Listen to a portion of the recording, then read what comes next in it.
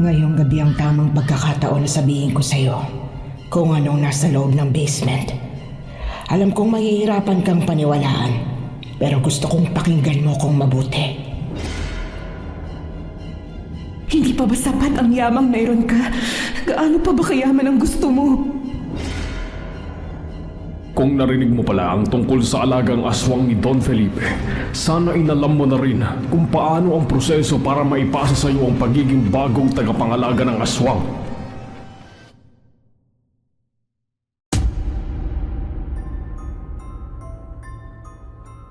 Ang tsismis ay isang uri ng usap-usapan na kadalasan ay haka-haka lang ng mga taong may mapanghusgang mga mata. Pero paano kung ang isang tsismis ay katotohanan pala? Mas mabuti bang mapatunayang totoo ito?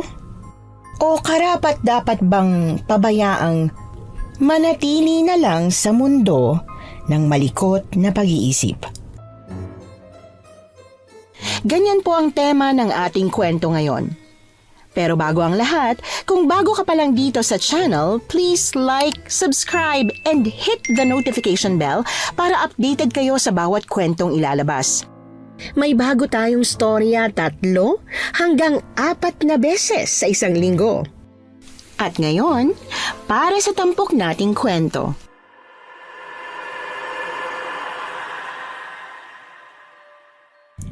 Magandang araw po, Miss Anne. Ako nga po pala si Kyla, isang probinsyanang hindi mapangarap sa buhay. Ang gusto ko lang ay yung magkaroon ng simpleng buhay, malusog na pangangatawan at makasama ang nanay ko sa matagal na panahon. Pero sa hindi ko inaasahang pagkakataon, may malalaman akong isang lihim na matagal ng usap-usapan sa baryo namin. Isang lihim na inakala ng lahat na isang tsismis lang. Kayla, anak! Nandiyan ka ba sa kusina? Opo, Nay. Nagluluto po ako ng hapunan natin. Bakit po? Pakikuha naman ako ng tubig. Ito po, Nay. Salamat, anak. Kung ayos lang sa'yo, pwede bang gawan mo ako ng salabat mamaya para mabawasan naman tong pangangati ng lalamunan ko? Nay, hindi na po yata magagamot ang salabat yung ubo niyo. Dapat po yata ipa-check up na natin yan. Lagpas ng 2 linggo na eh. Naku, wala ito. Sobrang kati lang talaga ng lalamunan ko. Baka dahil sa alikabok. Kung kati nga lang po ng lalamunan, edi sana magaling na po yan ng 1 linggo. Pero Nay, hindi eh. Ang tagal na po. Paabutin niyo pa po ba yan ng lagpas 1 buwan? Hindi naman sa ganon. At saka, pakiramdam ko, hindi naman to tatagal ng hanggang 1 buwan. Ramdam ko gumagaling na. Ay naku, Nay. Ayaw niyo lang po talagang umalis dahil hindi mo maiwanan ang bahay ni Don Felipe. Ano po bang meron doon? Ang chismis may aswang daw na nanirahan doon. Ay, hewan ko sa'yo, Kayla. Ay, nagpapapaniwala ka na naman sa chismis na yan. Ay, walang aswang. At saka maayos ang pakiramdam ko. Wala kang dapat na ipag-alala. Ay, sige ho. Pero kung sakali man po na hindi yan gumaling sa susunod na linggo, ako na po mismo ang magdadala sa inyo sa ospital, ha? Oo na. Kilala ko naman ang sarili ko. Sige na ho. Magpahinga muna po kayo sa sala. Matatapos na itong niluto kong sinabawang isda. Bago ka matulog, Nay, gagawa po kita ng salabat. Tahimik na bumalik si nanay sa sala habang ako naman ay nagpatuloy sa pagluluto ng ulam. Ilang araw na akong nag-aalala sa ubo niya, lalo na tuwing gabi. Mabuti sana kung simpleng ubo lang, may kasamang hingal at kung minsan may sinat pa. Alam kong hindi na yon simpleng ubo lang.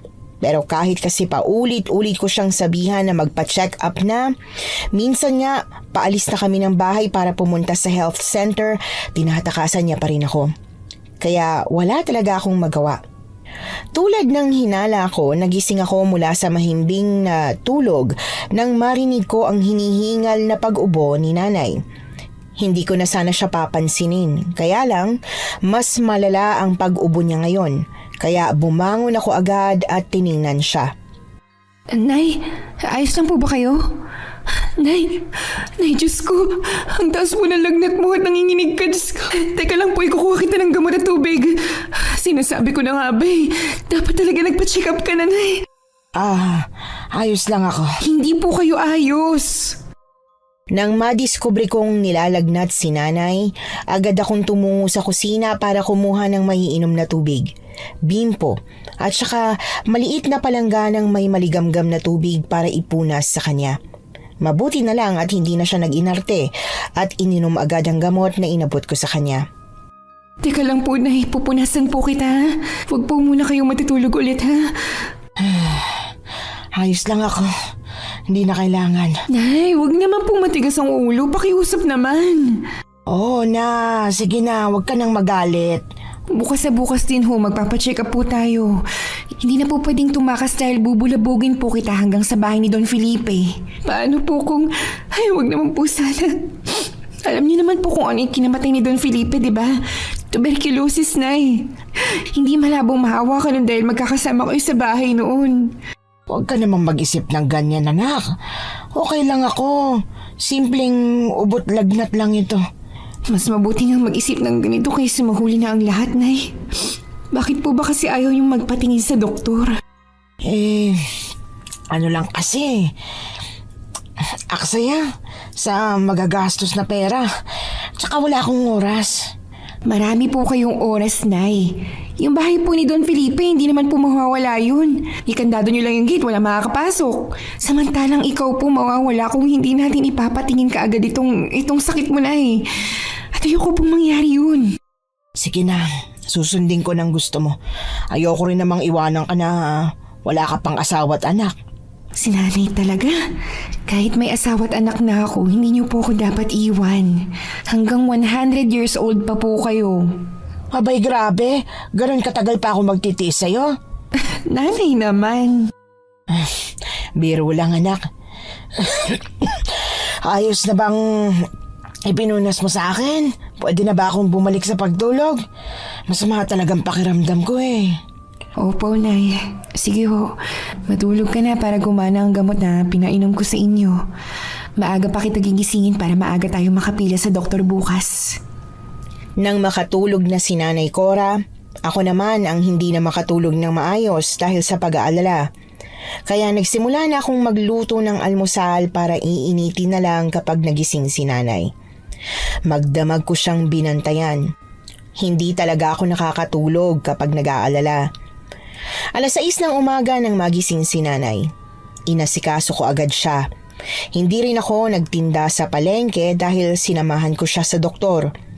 Hanggang sa malaman na nga namin kung ano ang sakit na iniinda niya. Kita niyo po, Nay. Sabi ko po sa inyo eh. Tama lang na nagpa-check up tayo sa doktor. Ay sus!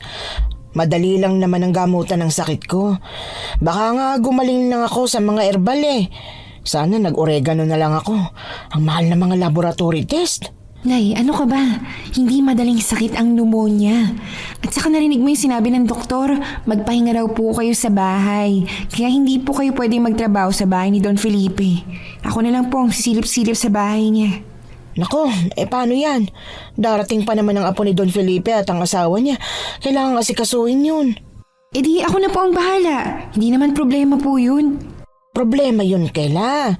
Ay, hindi pwedeng ikaw ang mag-asikaso sa kanila. Bakit naman po? May sakit ka. Hindi ka pwedeng magtrabaho. Basta hindi pwede. Kailangan ako mag-asikaso sa kanila. Sige, ganito na lang po. Kung ayaw mong ako ang gagawa ng trabaho mo, yung best friend ko na lang. Mas lalong hindi pwede. Hindi po ako papayag, Nay. Kung kinakailangan kausapin ko yung apo ni Don Felipe, kakausapin ko siya eh. Di ba po ba nag-usap na tayo na susundin mo ang lahat ng payo ng doktor? Ay nako, bakit ba naman kasi ngayon pa ako nagkasakit eh? Nay, hihintayin niyo pa po bang magalit ako sa inyo? O siya, sige. Wala naman na akong magagawa. Pero may mga kondisyon ako ha. Sige ho. Kung yun lang naman ang paraan para pumayag ka na magpahinga, gagawin kong lahat ng kondisyon na yan. Unang kondisyon, isuot mo ito. Ano po ito, Nay? Basta, di mo pwedeng hubarin yan habang nasa loob ka ng bahay ni Don Felipe. Sige po. Madali lang naman pala. At saka, ano pa po ba? Pangalawa, bababa ka sa basement tuwing alas 5 ng gabi at maglalagay ka ng isang buhay na manok. Sa may hagdanan ka lang, hindi pwedeng makaligtaan kahit isang beses.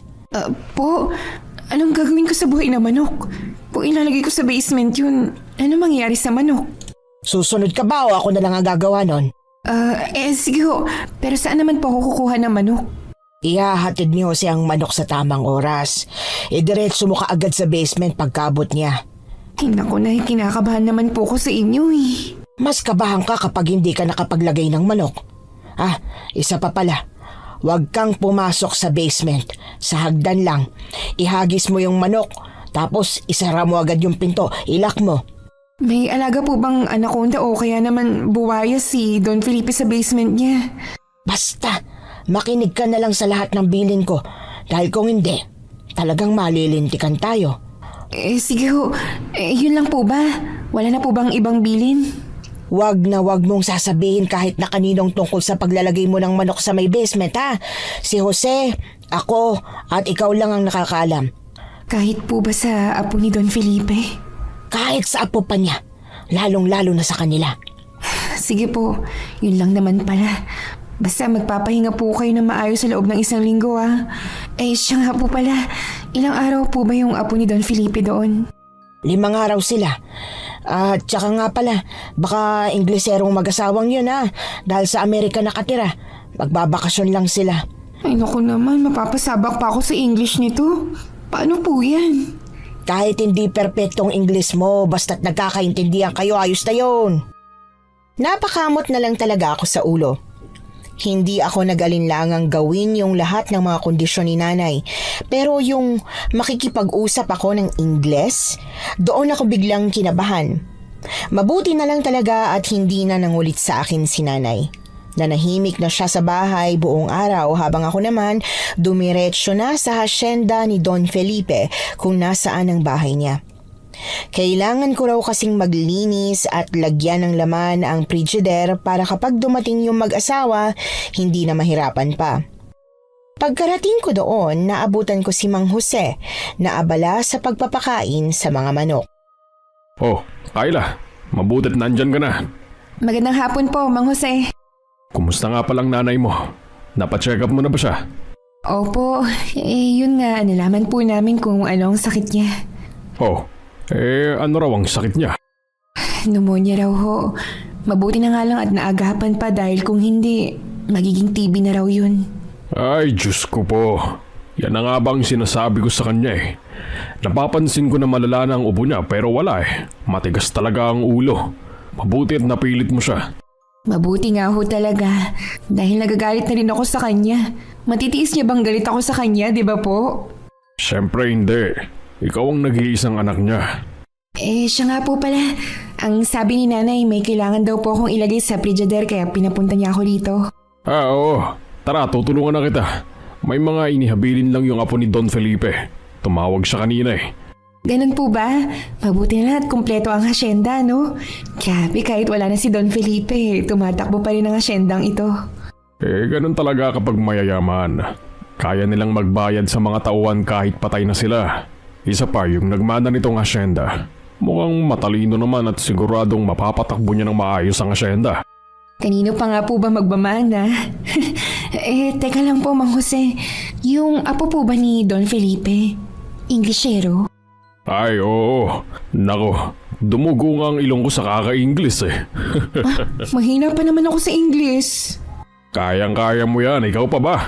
Oo siya, tapos na akong magpakain ng mga manok. Tara na at kukunin na natin yung mga kailangan para ilagay sa frigider. Tutulungan na rin kitang maglinis ng bahay. Ang balita ko kasi maarte daw yung babae. Maarte naman po talaga ang mga mayayaman. Wala na pong bago roon. May karapatan naman silang maging maarte. Tayong mga dukha lang ang wala.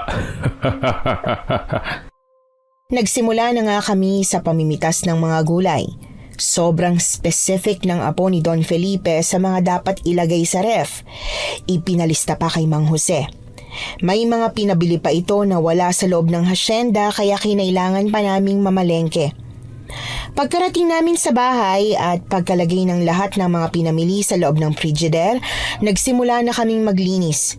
Hindi pa sana kami titigil nang sumapit ang hapon dahil hindi pa tapos, kaya lang biglang huminto si Mang Jose at tila may naalala. Siya nga pala, Kayla. Nasabi ba sa'yo ng nanay mo ang tungkol sa basement at sa manok? Oo nga po pala, no? Mabuti, alam mo na pala. O siya, samahan mo ako at ituturo ko sa'yo kung paano ilagay ang manok dun sa basement. Sige ho, pero pwede po ba akong magtanong tungkol dyan? Kasi wala akong sinabi si nanay. Nako. Pasensya ka na, ha? Kung hindi sinabi sa'yo ng nanay mo, mas lalong hindi ko pwedeng sabihin sa'yo. Kahit konting impormasyon lang po. Pasensya ka na talaga. Pero hindi ko talaga masasabi sa'yo yan. Baka ako naman ang mapagalitan ng nanay mo. Sige ho, grabe din po palang katapatan niyo kay Don Felipe, no? Kahit wala na talaga siya, talagang sinusunod niyo pa rin yung mga habilin niya. Abay, siyempre. Ang laki ng naitulong niya sa amin, no? Napakabait ni Don Felipe. Kaya kahit sa kamatayan, hindi mapuputol ang katapatan namin sa kanya. Sa bagay, tama po kayo. Napakabait nga naman talaga ni Don Felipe. Taon-taon nga, siya ang may pinakamalaking pamasko sa akin kahit hindi ko naman siya ninong. Totoo yan. Dapat kasi, kinuha ng ninong ng nanay mo si Don Felipe. Nahihiya pa kasi siya di sana mas malaki ang bigay sa'yo. Ano ka ba naman, Mang Jose? Kahit ako siguro mahihiya Sa bagay. O siya, eto na ang mga manok. Tara na sa basement. Mang Jose, kung gabi-gabi po kaya kayo naglalagay ng buhay na manok sa basement, hindi po ba mauubos ang manok sa hasyenda? Naubos din noon. Pero ngayon, hindi na. Noon kasing naubusan ng manok ang ginawa ni Don Felipe. Nagpagawa siya ng malawak na chicken farm. Pero bawal ibenta ang mga manok na nandoon. Tanging mga itlog lang ang pwedeng ibenta. Kaya hindi mauubusan ng manok. Ganun po ba? Siguro may alagang anaconda si Don Felipe, no? Kasi kung wala, ano? Nasagot ko na yan, Kayla. Kung inaakala mong madudulas ako, nagkakamali ka, oy. Curious na curious talaga ako sa kung ano ang nasa loob ng basement na yon. Pero wala naman akong magagawa kung ayaw nilang sabihin sa akin. Isa pa, baka kung pilitin ko mang alamin, mapahamak pa ako. Hindi ako yung tipo ng tao na pipiliting alamin ang isang bagay kahit paulit-ulit ng sinasabing hindi nga pwede. Hindi ako makulit. Kung ayaw sabihin, edi wag. Ganon lang kasimple. Hindi na dapat pinakukomplikado pa ang mga simpleng bagay. Pagkakuha namin sa manok, dumiretso na kaagad kami sa basement para dalhin yon. Sa totoo lang, habang papasok kami ng basement, nakakaramdam talaga ako ng matinding kilabot. Lalo na nang nasa harap na kami mismo ng pintuan. May 2 pinto doon, sa kaliwa at sa kanan. Ang sabi ni Mang Jose, sa kaliwa raw kami papasok. May susi ang nanay mo nitong basement. Mamaya pagka-uwi mo, mas mabuting kunin mo yon dahil hindi pwedeng mawalan ako ng susi. Sige po, nakalimutan ko rin kasing itanong kay nanay. Oh, ganito Ikaw ang maglalagay nito ng manok sa loob para alam mo na sa susunod. Ayos ba? Sige po, buksan niyo na po ang pinto. Pagbukas sa pinto, ihagis mo na lang ng malakas ang manok para makarating sa baba. Pagkatapos isara mo kagad. Paano po kung hindi umabot sa baba? Pwede bang puntahan ko na lang at ihagis ko ulit? Hindi na, hayaan mo na. Hindi ka pwedeng pumasok sa loob kahit na anong mangyari. Yan ang tatandaan mo. Sige po, Mang Jose. Wala naman pong problema sa akin. O siya, sige, buksan mo na. Kinakabahan ako. Alam ko na may mabangis na hayop sa loob kaya kailangang gawin ko ng maayos ang utos ni Mang Jose. Hindi dapat ako magpadaig sa kaba. Pagtanggal ko ng lock sa pinto, kinuha ko na yung manok. Binuksan ko ang pinto at pumasok. Madilim doon. Tanging ang maliit na bombilya lang ang nakasindi. Humugot ako muli ng malalim na hininga. Kaya lang, nang ihahagis ko na sana ang manok, bigla na lang itong pumutak ng pumutak. Pilit itong kumakawala sa akin. Natuka pa ako. Kaya napatili ako sa sobrang gulat. Kayla! Ihagis mo na yan, bilisan mo!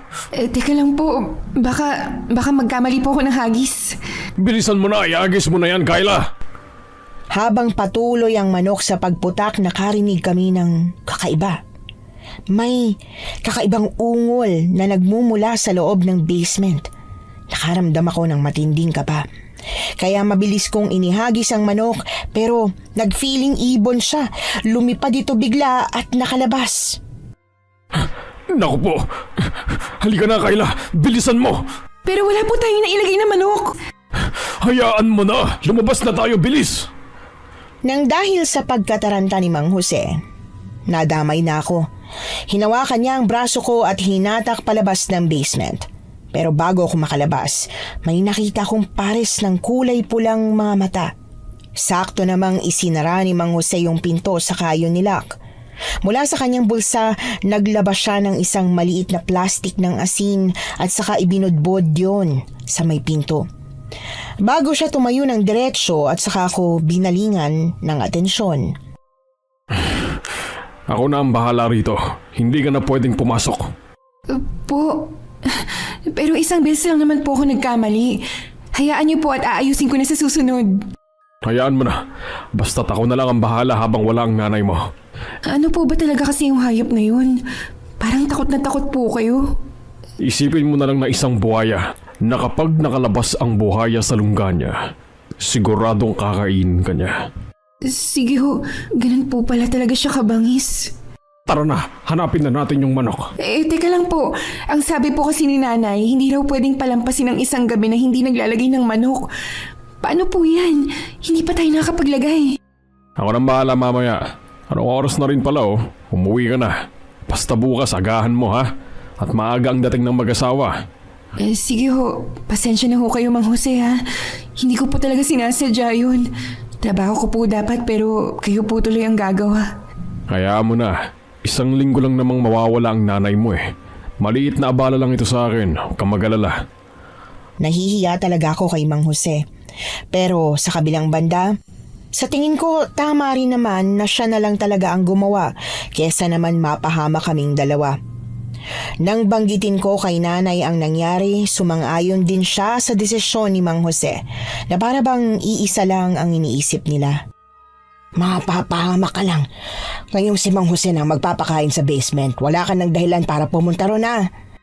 Oo naman po, walang problema sa akin.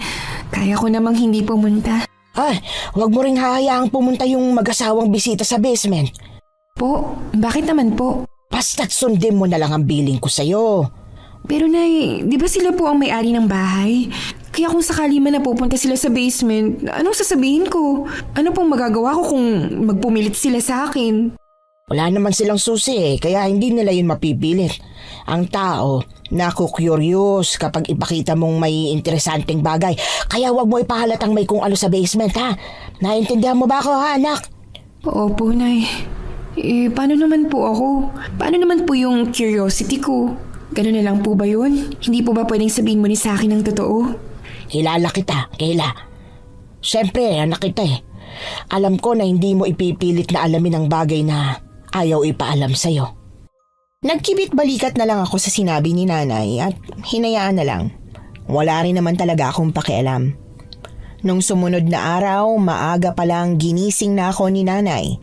Ang dami niyang habilin sa akin na inilista ko na lang lahat sa isip ko.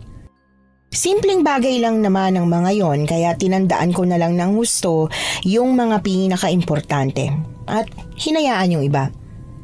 Nag-abang kami ni Mang Jose sa harap ng gate nang paparating na ang mag-asawang bisita. Isang magarbong kulay pulang kotse ang dumating lulan ang mag-asawang magbabakasyon dito sa bahay ni Don Felipe.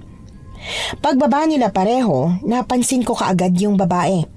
Blonde ang kanyang buhok at may kulay asul na mga mata. Habang yung lalaki na apo raw ni Don Felipe, gwapo at halatang mayaman. Good morning. Are you Mang Jose? Hi, yes sir, I am. Where's Aling Cora? She's not here, sir. She got sick, So, this is her daughter, Kyla. Kyla is made for today, sir. If okay with you. Are you okay, sir? Yes, I'm okay with that, Mang Jose. Anyway, I'm Michael, and this is my wife, Emma. Nice to meet you too. I hope we'll get along while we stay here. Nice to meet you po, Sir Michael and Ma'am Emma. Anyway, could you please bring us to our room? Mang Jose, ano raw po? Kakargahin ba natin sila papunta sa kwarto nila? Ganun po ba talaga katamad ang mga mayayaman? Ano ka ba? Hindi nila alam kung saan ang kwarto nila. Sir, this way please. I will get your bag, sir, ma'am. So, you can walk properly. The bag is heavy, right? And, go, follow, Mang Jose. Diyos mio, ano ba naman to? Okay, I'm exhausted and I badly wanted to rest. Napakamot na lang ako sa ulo nang sundan na nila si Mang Jose papasok sa loob ng bahay. Bit-bit ang mga gamit nilang sobrang bibigat, sumunod na ako sa kanila.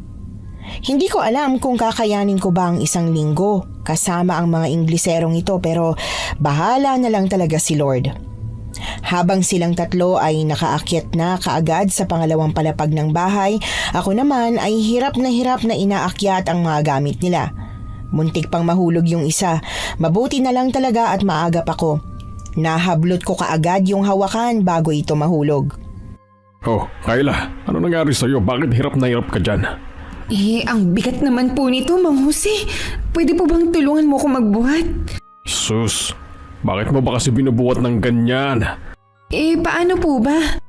Ay, Diyos ko. Akin na. Kinuha nga niya sa akin ng isang bag. Pagkatapos ay may hinatak siyang bakal sa likod. Simpleng ibinaba niya lang sa hagdan ng bag at saka inangat ito gamit ang hawakang bakal ng walang kahirap-hirap. Oh, gawin mo rin. May bakal po? Bakit ganito ang bag nila? Ay nako, ang inosente mo talagang bata ka. Maleta kasi ito kaya may ganito. Ay Diyos ko naman, hindi ka pa ba nakakakita ng maleta? Hindi pa po Ngayon alam mo na. Oh, gayahin mo na ang ginagawa ko. Teka, ayan. Oo nga po no, mas madali nga talaga. Ay, sabi ko sa iyo Wow, ang galing may gulong pala talaga to. Oo, kasi ginawa talaga ang mga maleta para sa mga mabibigat na gamit. Ay nako naman Kayla, hindi kasi kita nakita kanina Nahirapan ka sigurong buhatin to no? Nahirapan nga po ganun talaga kapag mahirap, ignorante. Kung sa bagay. Oh, ayan nandito na tayo sa pangalawang palapag. Atakin mo na lang yan sa kwarto nila. Pagkatapos ipagluto mo raw sila ng adobong manok na may patatas. Namiss daw kasi ni Sir Michael ang adobo. Wow, kumakain siya ng adobong manok? Abay syempre, Pinoy pa rin naman siya no? Tumira lang naman siya sa ibang bansa pero Pilipino pa rin ang nagpalaki sa kanya. Ganun po ba? Teka, siya nga pala. Kapag may hindi ka naiintindihan sa sinasabi nila, huwag kang mahiyang ipaulit ang sinabi Kasi paano na lang kung wala ako, di ba? Kaya nga po Hindi ko sila maintindihan. Sige na ho, may gagawin pa po ba kayo, Mang Jose? Meron pa. Gusto raw kasi ni Sir Michael na tingnan ang farm. Kaya ipapalinis ko sa mga tauhan ng farm. Mahirap na, mga may allergy pala sa dumi si Sir. Sige ho, Mang Jose. Good luck na lang po talaga sa ating dalawa. Nagtawanan kaming dalawa bago ako tuluyang dumiretso sa kwarto ng mag-asawa. Nagsisi ako na hindi muna ako nagtanong. Ang dali lang palang hatakin ng maleta. Nagpakahirap pa akong buhatin. Ilang saglit pa nakarating na rin ako sa kwarto nila. Kaya lang, nang kakatok na sana ako sa pinto, natigilan ako dahil sa narinig kong sigawan mula sa loob. Hindi ko alam kung anong pinag-uusapan nila pero alam ko at sigurado ko na nag-aaway sila. Ang lakas ng sigawan parang nagkakasakitan pa. Hindi ko tuloy alam kung paano ko ipapasok ang mga maleta nila. Ilang minuto akong nakatayo lang sa labas ng pinto hanggang sa naisip kong iwan na lang para makapagluto na sa kusina. Wala namang ibang kukuha ng maleta kundi silang dalawa lang. Pero habang abala ako sa paghihiwa ng mga rekado para sa lulutuin kong adobong manok, bigla na lang pumasok si Sir Michael sa kusina. Kyla? Po? Yes, sir. Why did you leave our luggage in front of our room instead of taking it inside? I heard that you and Mom is, fighting, so I left the luggage. I don't want to enter while you're fighting po. You might get angry. Oh, is that so? Anyway, hindi mo naman kailangang mag-English kapag kausap ako. You can talk to me in Tagalog. I can understand. What? Ano po? Marunong po kayo mag-Tagalog? Hala! Of course. Pinayang mom ko and she taught me at dito rin ako nag-aral mula elementary hanggang high school. Kaya don't worry. Ay, Diyos ko po, patawarin. Sana naman po sinabi niyo kaagad, hindi yung nagpakahirap-hirap pa akong mag-English. Sorry about that. Pero from now on, you can talk to me in Tagalog. By the way, ayos lang ba sa'yo na panoorin kita habang nagluluto ng adobo? Po? Pero bakit po? I just missed how my lola cooked the adobo for me. You know, I used to watch her while preparing it for me. Yung lola niyo po nagluluto ng adobo? Yes. Pero kung naiilang kang may nanonood sa'yo habang nagluluto, it's okay. I can just leave. Ay, hindi po. Sige po, manood lang po kayo. Wala naman pong problema. Alright. Thank you, Kyla. Nginitian ko siya. Pero alam ko na parang ngiting aso lang ang pinakita ko sa kanya. Kasi naman, hindi ako sanay na may nanonood sa akin kapag nagluluto. Inisip ko na lang na wala akong kasama, kaya nagawa kong magpatuloy sa paghahanda. Kaya lang, nang iginigisa ko na ang manok, napansin ko kung paano siyang tumitig sa akin. Hindi ko maipaliwanag pero parang nalulungkot siya, na masaya. Ewan ko, basta parang wala siya sa sarili habang pinapanood ako. Kaya nawala tuloy ang atensyon ko sa niluluto ko at napaso ako sa kawali. Aray ko! Are you okay? Ay, ayos lang po ako. Tumama lang po yung daliri ko sa kawali. Okay na po, normal lang po ito. Ganun ba? Naku, pasensya ka na ha. Parang hindi ka yata sanay na may nanonood sa'yo. Hindi nga po talaga. Alright, I will stop watching you cook. Pero just let me stay here. Nag-away kasi kami ng asawa ko tulad ng narinig mo. And ayoko talaga magstay sa kwarto namin. Ayos lang naman na dito lang muna ako, di ba? Sige ho, wala naman akong choice. Wala naman pong problema. Alam mo, magaan ang loob ko sa'yo. Pwede ba akong magkwento? Ha? Ay, sige ho, ayos lang naman po sa akin. Kasi kami ni Emma, our marriage is not by our choice. Ang lolo ko ang pumili sa kanya at ganun din siya. Kaya madalas, hindi kami nagkakasundo. Ang bakasyon namin dito is just to see the house of my grandfather, nothing more. Talaga ho? Parang ang lungkot naman nun. Yes, malungkot. Pero nasanay na lang ako dahil wala naman ako magagawa eh. Alam mo, maswerte ka. Malaya kang pumili ng taong pwede mong mahalin at pakasalan. Ay naku sir, wala naman po akong balak na mag-asawa. Really? But why? Sa hirap po ng buhay namin, mag-aasawa pa ba? Mahirap po kayang mag-anak sa sitwasyon namin. That's sad. Akala ko, madali ang maging mahirap. Madali po? Bakit niyo naman po naisip yan? Kasi, kailangan nyo lang magtrabaho, mabuhay at maging masaya. Unlike people like us. Kailangan namin palaging patunayan ang sarili namin. Kailangan kumita ng malaki kasi may mga taong umaasa rin sa amin. We can't be happy. May pera po kayo. Bakit hindi ka pwedeng sumaya? Ang sayo nyo nga po eh. Mabibili mo lahat ng gusto mo. Hindi ko naman mabibili ang kalayaan at kasiyahan. Hindi nyo po mahal si ma'am? Sadly, hindi. E di, pakawalan nyo na po siya. Kawawa naman si ma'am. Nagtiis siya sa lalaking hindi siya mahal. Oh, so kinakampihan mo siya? Hindi naman po. Tinignan ko lang po ang parehong panig. Sa tingin ko po kung hindi niyo po mahal ang isang tao, huwag mo na dapat siyang sakalin sa isang relasyon. May choice po kayo, sir. Wala na po si Don Felipe. Pwede niyo na po siyang hiwalayan. Ay, sana ganun lang kadali ang lahat. Ay, luto na po pala yung adobo. Napahaba po pala yung kwentuhan natin. Hindi ko na dinugtungan pa ang sasabihin ko sa kanya dahil sa tingin ko magkaiba kami ng paniniwala. Doon ko lang din na-realize na kahit pala mayaman ka, hindi ka pa rin pala magiging sobrang saya. Akala ko dati kapag marami kang pera, masaya kasi mabibili mo ang lahat. Nagkamali pala ako. Imbes na dalawa sila ni Ma'am Emma na kumain, hindi pumayag si Sir Michael. Gusto niyang kumain ng mag-isa, nang hindi kaharap ang babaeng hindi naman daw niya mahal. Ewan ko ba, pero mas naawa talaga ako kay Ma'am Emma. Pagkatapos kumain ni Sir, kaagad kong nilinis ang kusina at saka hinugasan ang pinagkainan niya. Pero imbis na umalis si Sir, naroon pa rin siya. Bagay na nakakapagtaka talaga. Sir, kung may kailangan pa po kayo, magsabi lang po kayo ha. Lalabas lang po ako para tulungan si Mang Jose. Oh, about that. Yun nga, inihintay lang kitang matapos. Kasi may kailangan akong tignan sa labas. Pwede bang samahan mo ko? Ay, ano po bang gusto niyong tignan, sir? Yung buong hasyenda sana. Naku po sir, masyado pong malaki ang buong hasyenda para malibot ka agad. Pero kung gusto niyo po, libutin na lang po natin ang parte ng hasyenda na kaya nating libutin ngayon. Tapos po, bukas naman po yung iba. Or we can use my car.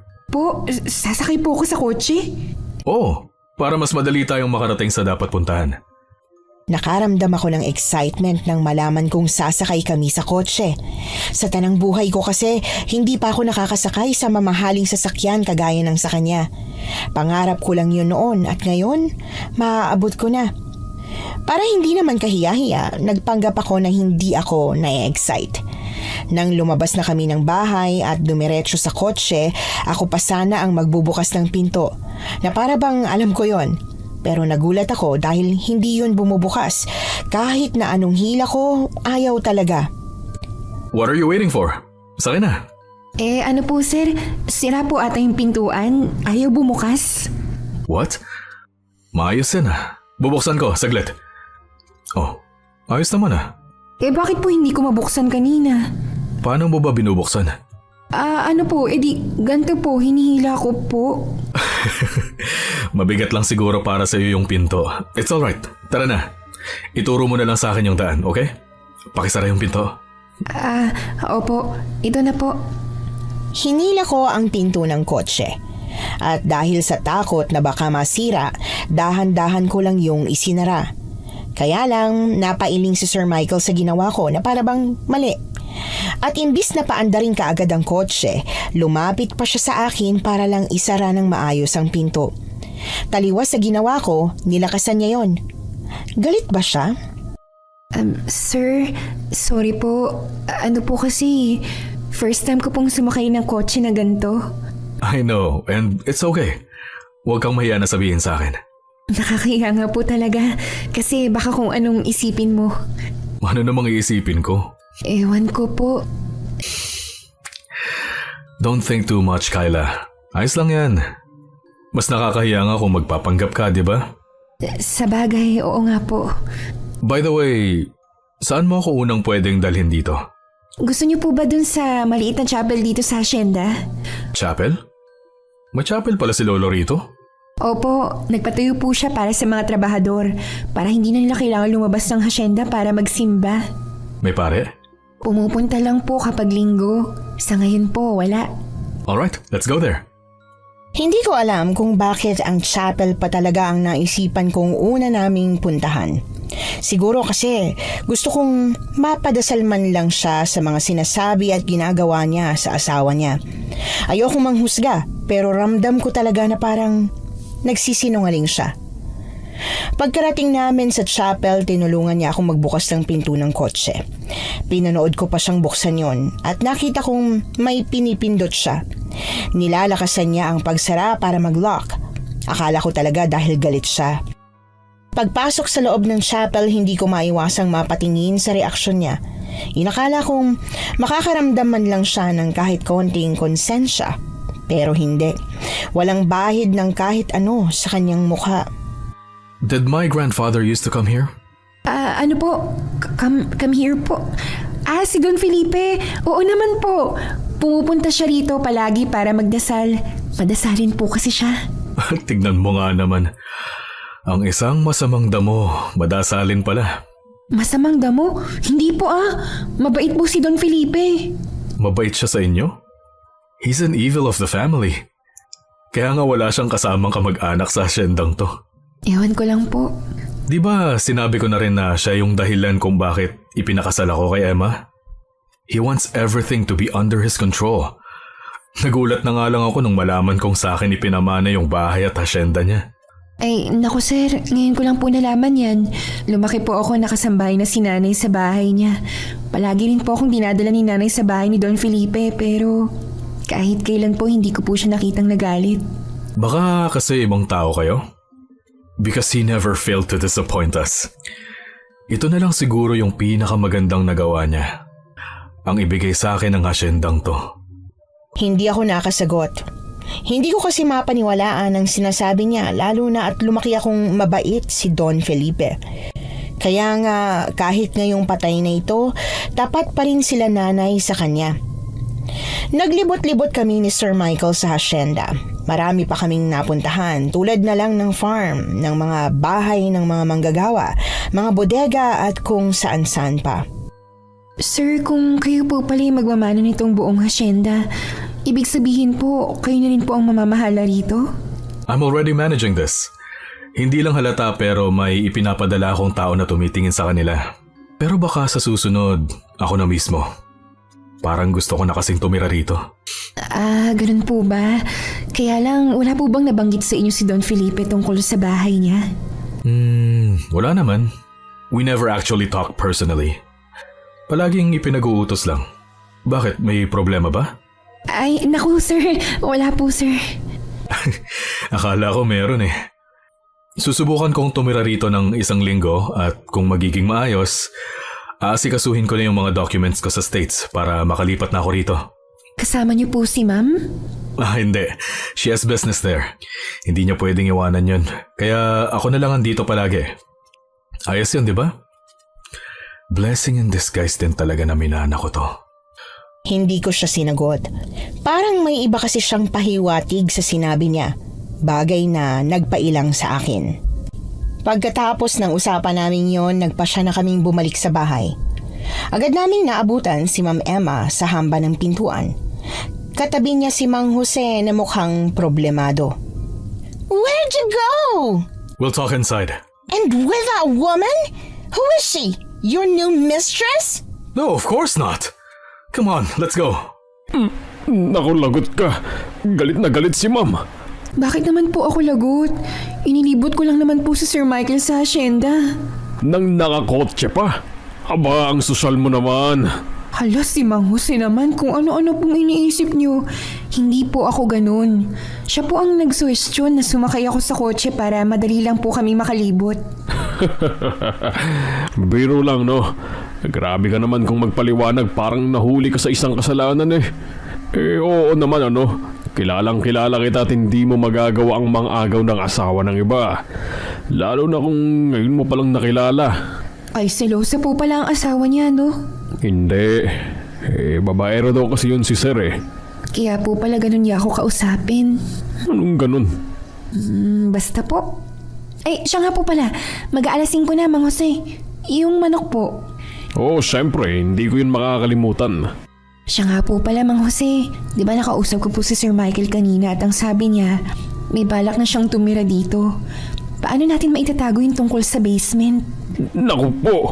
Mahihirapan ang nanay mo sa trabaho niya. Hindi ito maaari. Yan nga din po ang naiisip ko, sir. Kung bakit ba naman kasi bawal ipaalam. Pwede namang sabihin na lang kung anong klaseng hayop yung nasa basement. Yun ang kagustuhan ni Don Felipe.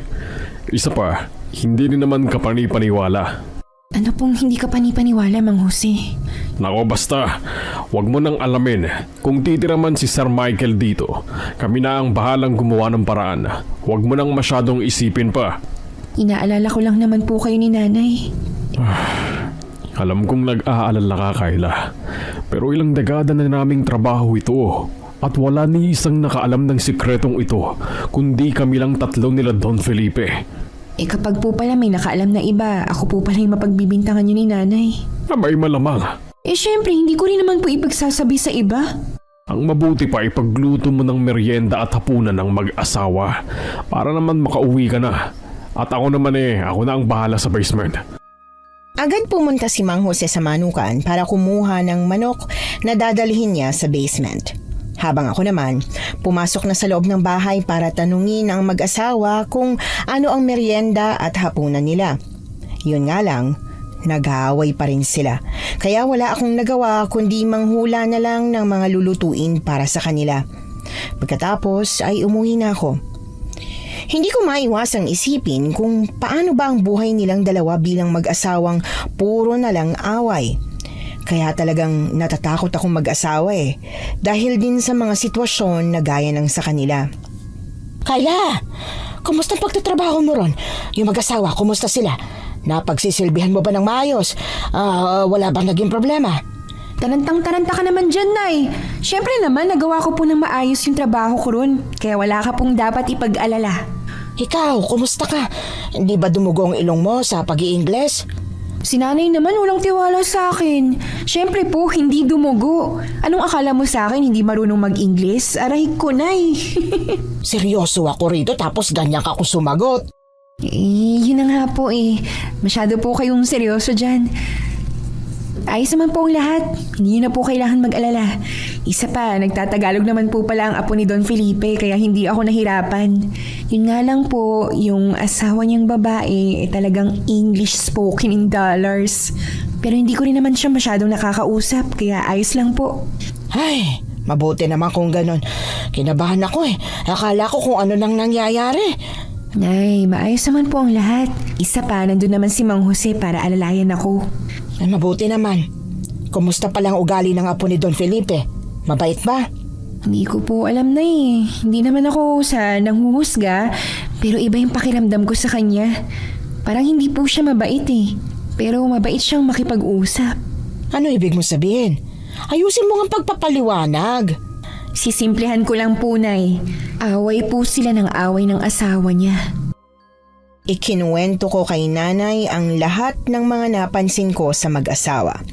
Wala akong pinalagpas na detalye dahil gusto kong malaman niya ang lahat.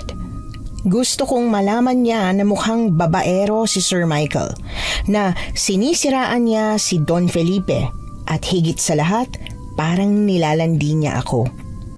Baka naman asumera ka lang, anak.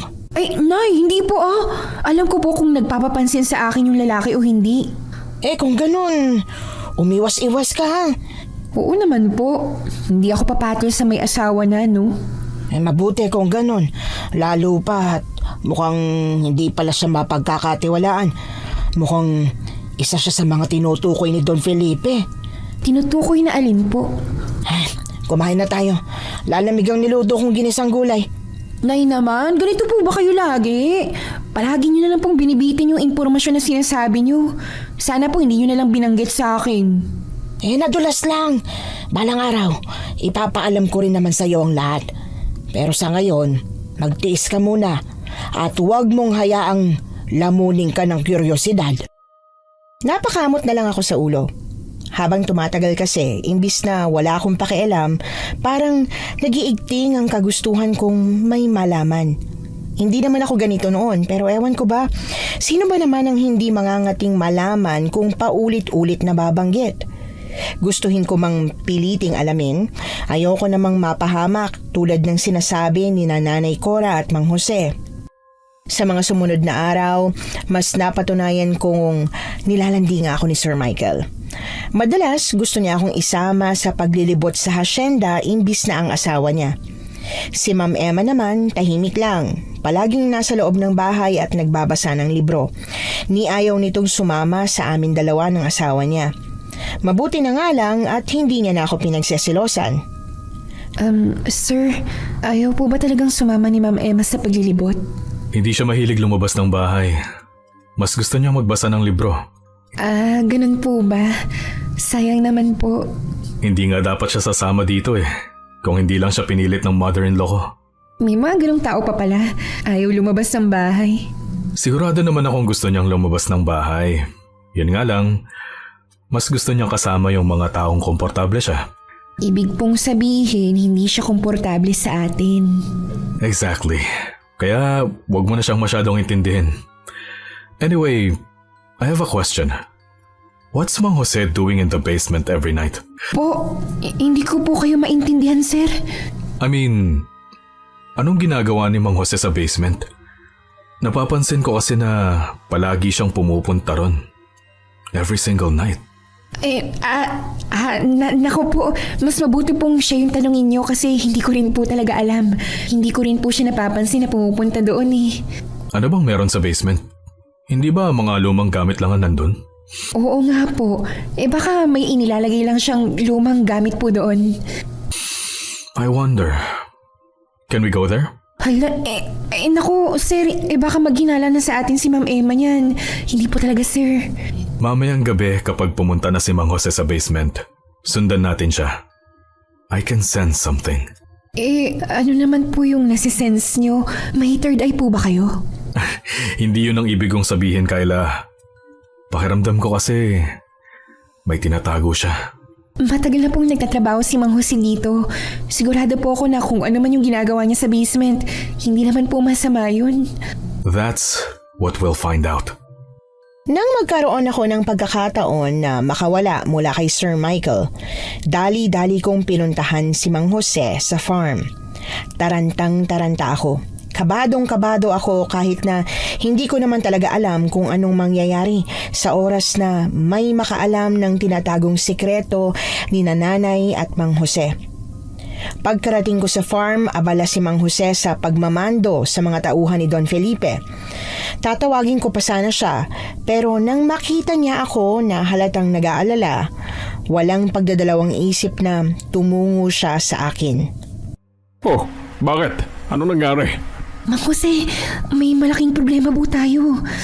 Nakikita po pala kayo ni Sir Michael na pumupunta sa basement. Ano ka mo? Paano niya ako nakita? Imposible. Sinisiguro kong abala siya sa ibang bagay bago ako pumunta sa basement. Kaya paano nangyaring nakita niya ako? Hindi ko rin po alam, Mang Jose. Nagulat na lang din po ako nang sinabi niya sa akin. Anong sinagot mo sa kanya? Wala po. Siyempre nagdahilan ako. Kaya lang, gusto niya talagang malaman kung ano yung ginagawa mo roon. Kaya gusto niyang samahan ko siyang sundan ka kapag pumupunta ka sa basement. Kailangan na natin gumawa ng paraan, Mang Jose. O kaya naman, huwag ka na munang pumunta roon ngayong gabi. Hindi pwedeng laktawan ko ang gabi na hindi maglagay ng manok doon, Iha. Pero may paraan. Anong paraan po? Aagahan ko ang pagpunta sa basement. Kailangan mo siyang lituin para hindi niya malaman na pumunta na ako roon. Pagkatapos po, ano pong ipapaliwanag mo kapag kunwaring nahuli ka niya? Lintik, bahala na. Basta hindi dapat tayo mahuli. Hindi ako artistahin. Hindi talaga ako marunong umarte o magsinungaling. Yon ang isang bagay na hirap talaga akong gawin. Kaya nang bumalik na ako sa bahay ni Don Felipe para ipagluto ang mag-asawa, nahirapan akong magpanggap na parang wala kaming balak ni Mang Jose. Habang abala ako sa pagluluto ng kamote Q, nabigla ako nang pumasok sa kusina si Ma'am Emma. Diyos ko po! Mabaging langit! Ano yun? What do you want, ma'am? I'm sorry, did I scare you? No, ma'am. Just a little. Do you want something, ma'am? Like, Is there a hammer here? a hammer? What are you doing to the hammer? I just need to fix something. Could you please find me a hammer? But I don't know where the hammer is, ma'am. I can call Mang Jose to fix, ma'am. It's fine, I can do it. But do you know how to hammer, ma'am? Alam ko! Just find me a damn hammer! Okay po, ma'am. Sorry, I was just worried. But I need to end this cooking, ma'am. Whatever. Leave it. I can find it myself. No, ma'am. I can't leave it or it will burn. I said, hayaan mo na! Napakamot ako nang naiinis na tinalikuran niya ako. Hindi ko alam kung anong trip ng asawa ni Sir Michael. Bakit niya ba ako hinahanapan ng martilyo? Saan niya gagamitin yon? Imbis na problemahin pa, itinuloy ko na lang ang pagluluto. Ang usapan kasi namin ni Mang Jose ay papasok siya sa basement habang kumakain ng merienda ang mag-asawa. Kaya pagkatapos kong magluto, tinawag ko na si Sir Michael at Ma'am Emma. Mabuti na lang at pareho silang sumama. Hindi ko kailangang mag-alala na may isa sa kanila na posibleng makakita kay Mang Jose. Oh, Kyla. Saan ka pupunta? Maglilinis lang po ako sa bakuran. Pagkatapos magluluto na po ako ng hapunan ninyo. Hayaan mo na muna yon. Halika, maupo ka at sabayan mo na muna kaming kumain ng merienda. Pero nakakahiya naman po. Don't worry about me, Kyla. You can be comfortable around me. About earlier, I'm sorry if I raised my voice. I was just a bit, frustrated because you can't understand me. Ano po? Ano raw po, Sir Michael? Ang sabi niya, maging komportable ka raw sa kanya at sorry daw at napagtaasan ka niya ng boses kanina. Ano bang nangyari? Naghahanap po kasi si Ma'am ng martilyo. Oh, so you're doing it alone? What? They shouldn't find out. Nakapagtataka na hindi sila nag-aaway. Habang nakatingin sila sa isa't isa, para bang sa pamamagitan nun nagkakaintindihan sila. Alam ko kung anong ibig sabihin ni Ma'am Emma. Hindi ako magaling sa Ingles pero naiintindihan ko naman ng simpleng sentence. Anong hindi namin dapat malaman? Tulad ba namin, may itinatago rin silang mag-asawa? Kinakabahan man, nagpatuloy ako sa pakikipag-usap sa kanila. Nakatulong na nahihirapan akong magsalita ng Ingles sa kabang nararamdaman ko. Para tuloy akong kinakabahan lang talaga dahil sa English Carabao ko. Nang matapos na sila sa pagmimerienda, umakyat na si Ma'am Emma sa kwarto niya, habang kami ni Sir Michael ay naiwan sa sala. It's time. Ito yung oras na pumupunta si Mang Jose sa basement. Kailangan na natin siyang abangan sa labas. Pero sir, hindi po ba dapat kausapin niyo na lang si Mang Jose kaysa huliin siya ng ganito? I will talk to him once we catch him. Hindi ko naman siya pwedeng pagalitan ng wala akong pruweba, di ba? Kung sa bagay, tama naman po kayo. Tara na, baka hindi natin siya maabutan. Hindi ako mapakali habang nakasunod kay Sir Michael. Alam ko na may plano si Mang Jose, pero natatakot ako na baka magkamali siya at mahuli kami. Pero sa kabilang banda, ewan ko ba, nasasabik din akong malaman kung anong klaseng hayop ba ang inaalagaan nila sa loob ng basement. Kasi naman, kung sinasabi lang nila sa akin ang totoo, mas mapapadali sana para sa akin ang tulungan silang magtago. Baka makaisip ako ng magandang paraan. Kaso hindi. Maski ako, hindi ko alam kung ano ang kailangan kong protektahan. Dumaan kami sa likod ng bahay imbis na sa main door. Doon ko nalaman na alam ni Sir Michael ang pasikot-sikot ng bahay kahit na hindi ko pa naman siya inililibot dito. Naghintay kami sa likod ng pader malapit sa back door. Ilang saglit pa dumating na si Mang Jose na may dalang manok. Inilibot niya ang paningin niya sa paligid. Nagpapanggap na kunwari ay tinitingnan kung may tao ba. What I'm curious about is, bakit palagi siyang may dalang manok? Sir, baka naman po yung best friend niyang manok yan. May best friend siyang manok? Opo, kung ang aso po at pusa ay pwedeng maging best friend ng tao, syempre pwede rin po yung manok. Ganun ba yun? Oo naman po, subok ko rin po yan. Hindi pa rin ako kumbinsido. I wanna see what's inside the basement. Ano po bang naiisip mong nasa loob ng basement? Wala akong idea. At wala rin akong idea kung bakit may dala siyang manok. Tara na, sundan na natin siya. Lagpas 1 minuto yata ang pinalipas namin bago sumunod kay Mang Jose. Marahan niyang binuksan ang pinto saka pumasok. Maingat at tahimik kaming naglakad papasok hanggang sa marating namin ang 2 pinto na ang isa ay pababa sa basement.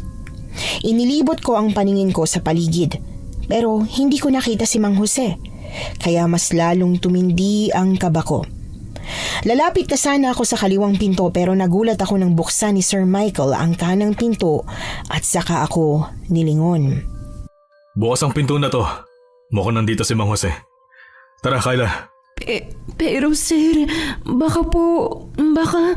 Ano pang hinihintay mo? Kailangan ko pang kumprontahin si Mang Jose. Sir, hindi ka po pwedeng bumaba dyan. Delikado po. What are you talking about? Kung ayaw mong bumaba, ako na lang. Pero Sir Michael! Hindi ko na nagawa pang pigilan si Sir Michael nang dire-diretso na siyang bumaba sa basement. Habang ako naman hindi na mapakali. Namamawis na ang mga kamay ko sa sobrang takot na baka kung ano ang mangyari sa kanya. Hindi ko na alam kung anong gagawin ko hanggang sa narinig ko na ang boses niyang kinakausap si Mang Jose. Dahil doon, dali-dali akong bumaba ng hagdan. What are you doing here, ha? Sir Michael, Anong tinatago mo rito? Magsabi ka ng totoo! hindi po ako nagtatago ng kung ano, sir. Ano ba ginagawa mo rito, ha? Ang totoo po niyan, kasi po, Bibigyan kita ng pagkakataong magpaliwanag. Pero hindi ka pwedeng magsinungaling. Kailangan mong sabihin sa akin ang lahat. Sir Michael! Sir, kumalma lang po kayo. Nang sumunod ako kay Sir Michael pababa ng basement, bumungad sa akin ang mga nakatambak na lumang gamit. Pero imbis na ituon doon ang atensyon ko, bumaling ako kila Sir Michael at Mang Jose na nasa gitna ng basement. Sa isang lamesang puno ng kung ano-anong gamit, naroon si Mang Jose habang hawak ang manok niya. Sir, wala naman po akong ginagawang masama rito. Ba't nandito ka nga?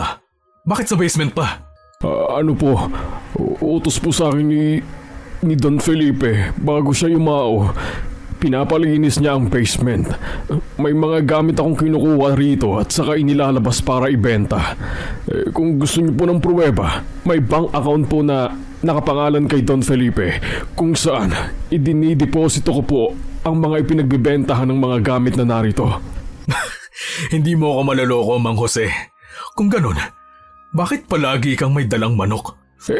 Sir, ito po kasing alaga kong manok ayaw humiwalay sa akin. Kahit nga po sa pagtulog, kasama ko ito . Sabi ko naman po sa inyo, sir, best friend niya po yung manok na yan. Sana sa susunod magsabi ho kayo. Hindi yung kung ano-ano pang naiisip kong ginagawa mo rito. I thought I'm gonna find the... Ano po yun, sir? Wala. Basta sa susunod magsabi ka sa akin.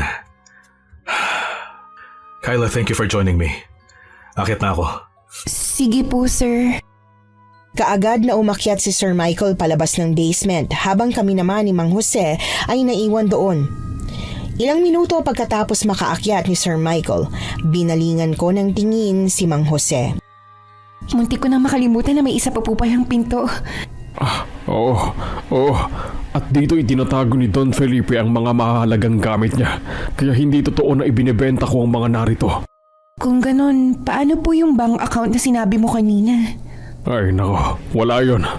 Mayroong bank account na binuksan si Don Felipe para sa ibang bagay bago siya namatay. Pero sikreto yun. Ang importante sa ngayon, ayos na ang lahat. Tara na, umakyat na tayo. Ay siya nga po pala, Mang Jose. May napansin po pala ako sa asawa ni Sir Michael. Ano yun?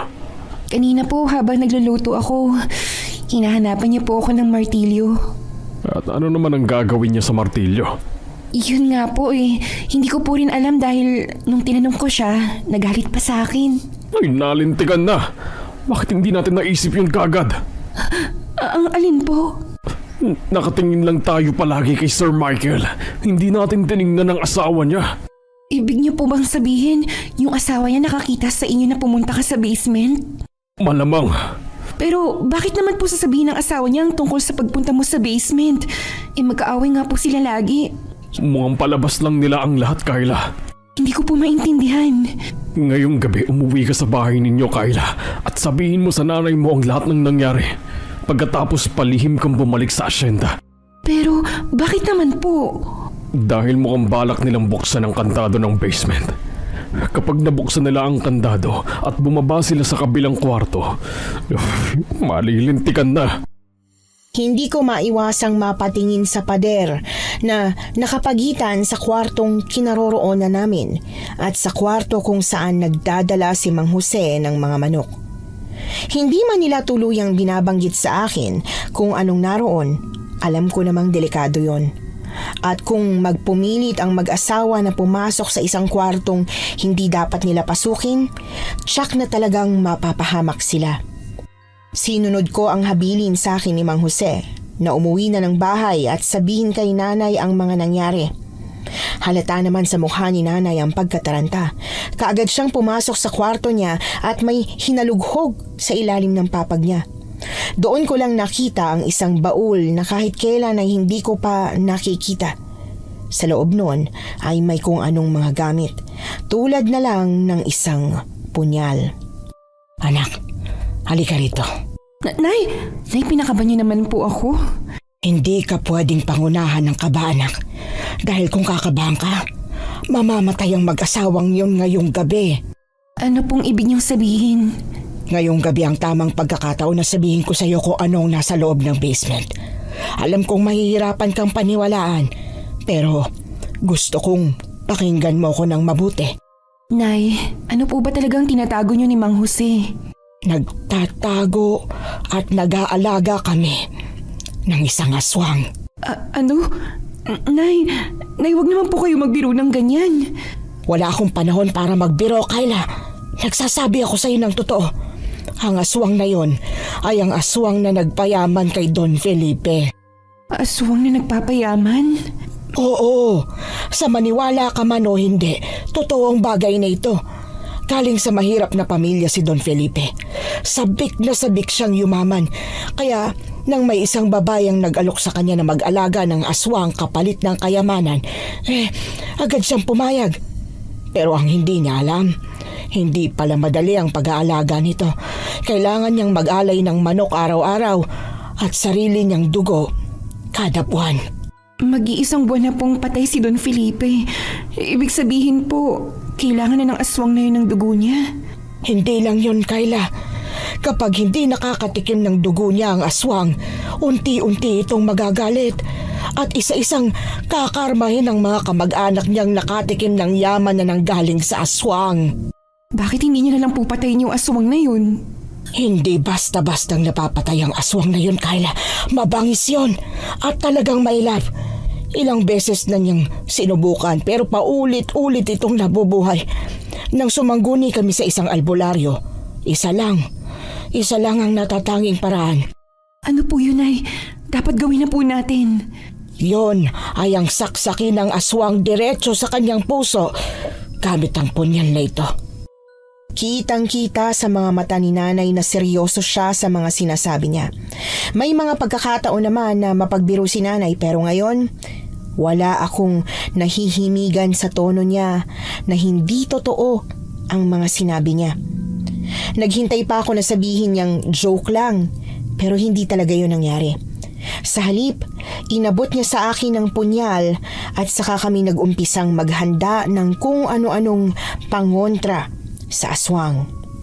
Ibig sabihin lang po, totoo pala ang chismis noon na may alagang aswang si Don Felipe. Oo, anak. Pero pilit lang tinatabunan ng ibang balita para hindi malaman ng ibang katotohanan. Minsan po pala ang chismis, hindi lang pala talaga chismis, no? Pero may mga katotohanan kasi na mas maiging isiping chismis na lang. Katulad nito. Hindi po ba kayo natatakot noon na baka makain po kayo ng aswang na inaalagaan ninyo? Kakainin lang naman ako noon pag gutom siya. Kaya nga hindi pwedeng kaligtaan ng pagkain niya. Kaya dapat araw-araw may buhay na manok. Pero napapansin namin ni Jose na parang nagsasawa na ito sa manok. Ilang buwan niyo na po ba siyang pinapakain ng manok? 10 taon na. Nay naman ikaw kaya ang pakainin ng paulit-ulit na putahe sa loob ng 10 taon. Hindi ka ba mauumay ng ganun? Yun ang sinabi ko kay Don Felipe noon. Pero ang sabi niya, mas mabuting iisang pagkain lang ang pinakakain namin doon kaysa matuto itong maghanap ng ibang lasa. Sabagay, tama naman po si Don Felipe. Ayos ng lahat, anak. Narito sa loob ng bag na ito ang mga kakailanganin mo para mapatay ang aswang. Ano po? Ako? Ako ang papatay sa aswang? Oo, sino pa ba? Ano po ang alam ko sa pagpatay ng aswang, Nay? Hindi po ba dapat kayo ni Mang Jose? Mahina ng pangangatawan ko. Bukod doon, may sakit pa ako.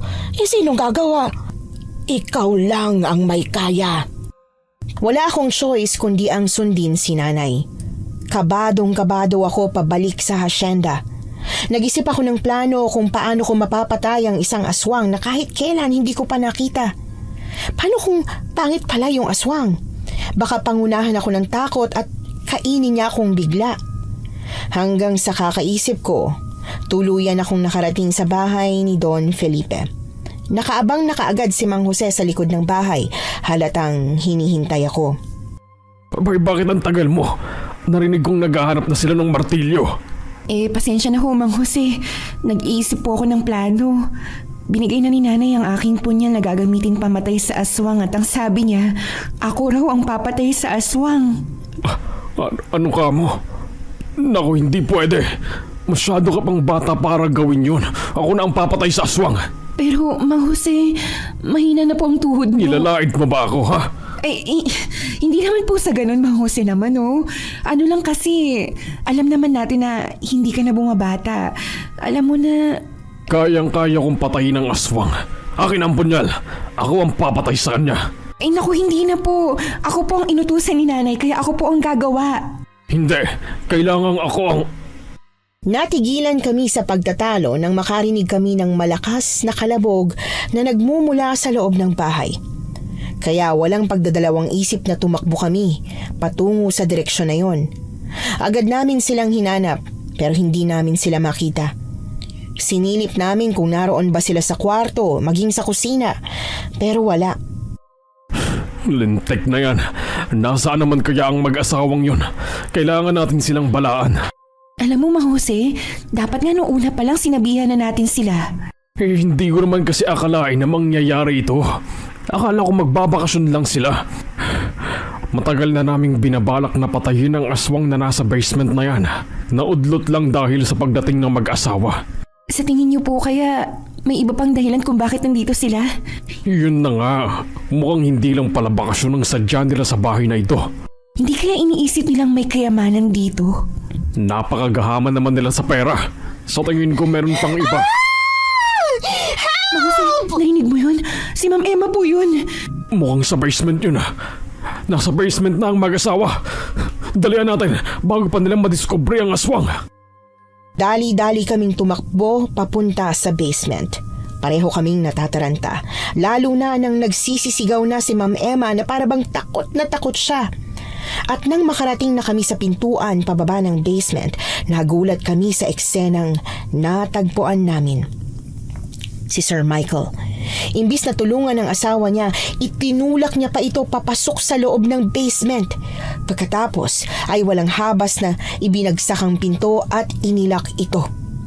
Ang sumunod na eksena ay kahindik-hindik dahil sunod-sunod na atungal ng aswang at nakakaawang paghingi ng tulong ni Ma'am Emma ang narinig naming lahat.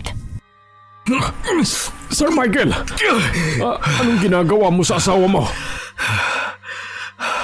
Napakatribida niya kasi. Nung una hindi siya naniniwala sa akin na may tinatagong lihim yung lolo ko. Isang lihim na nagbibigay ng yaman sa kanya. Pero nilinlang niya ako. Naniwala pala siya at hinanap pa talaga niya. Pero hindi po yun yung dahilan para ipakain niyo siya sa aswang. Ayon sa narinig ko, kailangang mag-alay sa aswang bago siya magkaroon ng panibagong amo. Yun na yung alay ko sa kanya para mapasunod ko siya. Para ibigay niya sa akin ang yamang gusto ko. Hindi pa ba sapat ang yamang meron ka? Gaano pa ba kayaman ang gusto mo?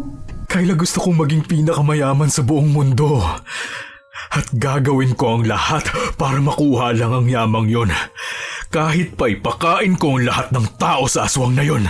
Napakasakim mo, Sir Michael. Sakim ka. Nangangarap lang, Kayla. Subukan mo rin kasing mangarap para hindi ka habang buhay na dukha. Hindi bali ng dukha, basta marangal na tao. Marangal ka nga, wala ka namang pera. Tsaka sigurado kong hindi lang ako ang gumagawa ng katarantaduhang to. Kaya hindi mo ka mapipigilan. Hindi pa man natatapos ni Sir Michael ang sinasabi niya, bigla na lang kumalabog ang pinto sa harap niya. Hindi lang yun basta simpleng kalabog, marahas yun at sunod-sunod. Tila gusto nitong wasakin ang pinto. Kung narinig mo pala ang tungkol sa alagang aswang ni Don Felipe, sana inalam mo na rin kung paano ang proseso para maipasa sa iyo ang pagiging bagong tagapangalaga ng aswang. Anong ibig mong sabihin? Hindi mo siya inalaya ng tao para maging bagong tagapangalaga niya. Binigyan mo siya ng pagkain na matagal na niyang kinasasabikan. At mukhang kulang pa ang pagkain binigay mo. Buwisit ka! Kung gutom pa pala siya, halika rito, Kayla. Ipapakain kita sa kanya. Hindi! Bitiwan mo ako, Sir Michael! Wag! Nasisiraan ka na ng bait. Huwag mong gagawin yan. Pasensya na po kayo pero gagawin ko na. Marahas na hinatak ako ni Sir Michael at saka iniharang sa harap niya. Pilit akong kumawala sa pagkakahawak niya sa akin pero dahil malaki ang pangangatawan niya, wala akong nagawa nang sikmuraan niya ako. Habang namimilipit ako sa sobrang sakit, sinubukan din akong tulungan ni Mang Jose pero itinulak lang siya ni Sir Michael. Nakahanap ako ng tiyempo at nasiko ko siya. Ginawa ko yung pagkakataon para ibigay kay Mang Jose ang bag ko na kaagad din naman niyang kinuha. Anong laman ng bag na yan? Akin na yan! Kung may dapat ialay sa aswang, ikaw dapat, John Michael. At kayo ang magiging mayaman? Ambisyoso ka naman pala, Mang Jose. May ambisyon din ako, pero hindi kasing taas ng sayo. Kasunod ng sinabi ni Mang Jose, nawasak ng aswang ang pinto. Sabay-sabay kaming napasinghap nang makita ang nakakakilabot na itsura ng aswang. Ang katawan nito ay pangtao lang din, pero sobrang payat. May mahahaba siyang kuko, kulay itim na balat at kulay pulang mga mata. Pero ang mas nakakatakot doon ay ang sungay niya. Ang sungay niyang halos pang-demonyo na. Tumabay kayo. Ako nang bahala rito. Dahil sa labis na pagkabigla, hindi nakapalag si Sir Michael nang itulak kami ni Mang Jose. Pagkabagsak namin sa sahig, yun namang pagkakataon na sumugod ang aswang. Kaagad na umunday ng saksak si Mang Jose pero imbis na tumama yon sa puso ng aswang, sa braso lang yon tumama. Bago pa ako mahuli ulit ni Sir Michael, bumangon na ako at dinampot ang bag ko. Hinalughog ko ang mga bawang at asin na inilagay ni nanay at nang makita ko na, humarap ako kila Mang Jose at tumayo. Hinagis ko ang asin sa aswang na naging dahilan para maging iritable siya. Mang Jose, saksakin mo na ang aswang! Ito na! Hagisan mo pa siya ng asin! Handa na sana akong maghagis pa ng asin pero hindi ko na nagawa nang humarang bigla si Sir Michael at hinawakan ang kamay ko. Pagkatapos ay itinulak niya ako ng marahas. Ngumisi siya bago siya humarap kila Mang Jose pero huli na ang lahat. Anong nangyari? Bakit nagiging abo siya? Dapat pinutay ko na siya, Sir Michael. Wala na ang pag-asa mong maging pinakamayamang tao sa mundo. Buwisit ka, matanda ka! Buwisit ka! Sir Michael! Sir Michael, wag po! Ikaw naman ang papatayin ko! Papatayin kita! Nag-agawan sa punyal si Mang Jose at si Sir Michael. Nataranta ako. Hindi ko alam kung anong gagawin ko. Hindi ko naman pwedeng patayin si Sir dahil hindi naman ako kasing yaman niya. Kapag pinatay ko siya, siguradong kulong ang abot ko dahil wala akong pera. Kaya ang tanging paraan na naisip ko ay kunin ang buntot pagi. Naagaw ni Sir Michael ang punyal pero bago pa man niya mahampas si Mang Jose, nahampas ko na siya ng buntot pagi. Napahiyaw siya sa sakit. Kahit naman kasi hindi siya aswang, masasaktan pa rin siya dahil sa matatalas na tinik nito. Muli ko siyang hinampas kaya nilingon na niya ako at itinutok sa akin ang punyal. Pero maagap si Mang Jose. Pinatid niya si Sir Michael kaya nabitiwan ito ang punyal at tumalsik sa kabilang dulo ng silid. Kayla, tulungan mo kung itali siya. Sige ho, Mang Jose, pero wala akong maipangtali sa kanya. Yang buntot pagi, itali mo sa paa niya. Dali! Kaagad akong lumapit para igapos ang paa ni Sir Michael. Nahirapan man ako nung una dahil sinisipa niya ako. Nagawa ko pa rin dahil inapakan ko ang mga paa niya. Nahirapan kaming pakalmahin siya dahil talagang galit na galit siya. Hindi niya matanggap ang nangyari. Na ganoon kabilis lang namin napatay ang aswang na matagal inalagaan at itinago ni Don Felipe. Lumipas ang gabing yon. Kinabukasan ay dumating kaagad ang nanay ni Sir Michael. Ikinuwento ni Sir Michael ang lahat ng mga nangyari pero hindi siya pinaniwalaan ng nanay niya. Inakala nitong nababaliw na si Sir Michael at pinatay niya ang sariling asawa. Kapani-paniwala naman na siya ang gumawa dahil sa galit niya rito. Mang Jose, hindi ba nakakakonsensyang hindi na natin sinabi kay Mamang totoong nangyari? Na hindi naman talaga si Sir Michael ang pumatay kay Ma'am Emma at ang totoo tungkol sa aswang. Nakakaawa kasi siya. Nasa mental hospital kahit hindi naman talaga siya yung baliw. Naku Kyla, 1 taon na simula nang mangyari yon. Hindi mo pa rin ba naisip na tama lang ang nangyari sa kanya? Totoo man o hindi ang nangyari, baliw na talaga siya. Baliw siya sa pera. Tama ang sinabi ni Jose, anak. Hindi ka dapat makonsensya sa nangyari dahil lang tama lang yun sa kanya. Kung wala siya sa mental hospital, di nakagawa pa siya ng mas malalang bagay para lang maging pinakamayamang tao. Sa bagay, tama naman po kayo. Pero alam niyo po ang talagang ipinagtaka ko? Ano yun? Madali lang naman po palang mapatay ang aswang na yun. Pero hindi pinatay ni Don Felipe. Hindi niya pinatay dahil kung gagawin niya, maghihirap ang kanyang pamilya. Ngayon ko lang po na-realize na dati kahit parang sobrang lugi na, talagang hindi naghihirap ang hasyenda. Yun pala may itim na mahikang bumabalot doon. Pero aminin mo, Jose, nakakalungkot na unti-unti nang nauubos ang asyendang bumuhay sa atin, hindi ba? Tama ka, Cora. Kapag nalugi na ng husto ang asyenda, wala na akong ibang pagpipilian kundi ang umuwi sa pamilya ko sa kabilang baryo. May pamilya po pala kayo, Mang Jose? At syempre, ano akala mo sa akin, Ulila? Parang hindi nyo naman po nabanggit sa akin noon. At hindi ko rin po kayo nakitang nagbabakasyon. Sadyang delikado lang ako kay Don Felipe. Buong akala ko kasi habang buhay na akong nasa kanya. Ang perang galing sa masama, kailanman, hindi magiging tunay na kayamanan. Yan ang natutunan ko sa nangyari sa akin sa bahay ni Don Felipe. Ilang taon na ang nakalipas pero hindi ko talaga malilimutan ang karanasan kong yon, lalo na't hinubog din noon ang pagkatao ko. Siguro hanggang dito na lang po muna ang kwento ko, Miss Anne. Nawa ay may napulot po kayong aral sa kwento kong ito. Maraming salamat po sa pagbabahagi ng kwento ko and more power pa po sa inyong channel. Nagustuhan niyo po ba ang ating kwento ngayong araw? Kung oo ang sagot at hindi mo pa nagagawa, subscribe na. Click the notification bell para updated ka sa tuwing maglalabas kami ng bagong kwento. Click like at mag-iwan na rin ng comment. Masayang-masaya ako tuwing nagbabasa ng messages mula sa inyo.